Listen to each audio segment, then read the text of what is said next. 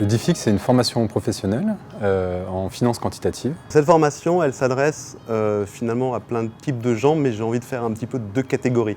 Il y a un petit peu les scientifiques qui, par exemple, ont fait une école d'ingénieurs, qui ont fait des maths, qui voient le diplôme de finance quantitative comme une porte d'entrée vers la finance. Et puis, il y a ceux qui sont probablement déjà dans la finance et qui ont envie, via le DIFIC, de devenir plus technique en finance, parce qu'aujourd'hui, ce qui est important, c'est la technique, c'est les maths, c'est les aspects quantitatifs. L'enseignement du DIFIC, qui est une formation continue, donc c'est en soirée, pour permettre aux gens qui travaillent de venir se former après leur travail. Il y a juste une journée par mois à bloquer. Donc l'enseignement est organisé en 3 niveaux. Chaque niveau dure sur à peu près 6 mois, avec un volume de 80 heures de cours par niveau.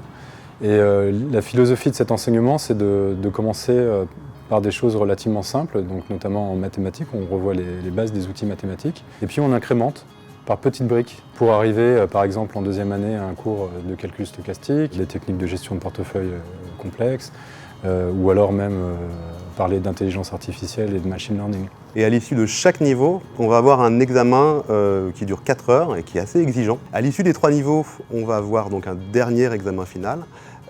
Et une fois ce dernier examen réussi, on aura un double diplôme signé par Dauphine et l'NSAE.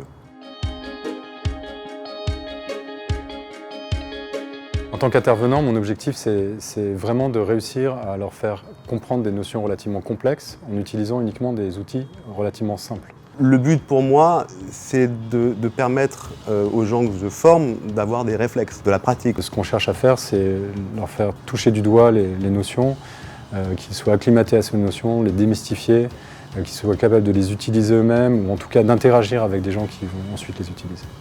Je recommanderais vraiment cette formation pour avoir les bases de manière solide. Et deuxièmement, parce que ça permet aussi de se confronter à des intervenants et même à des participants à la formation, et du coup d'appréhender et de voir les sujets et les thématiques peut-être d'une manière plus profonde que si on était à l'appréhender tout seul en fait.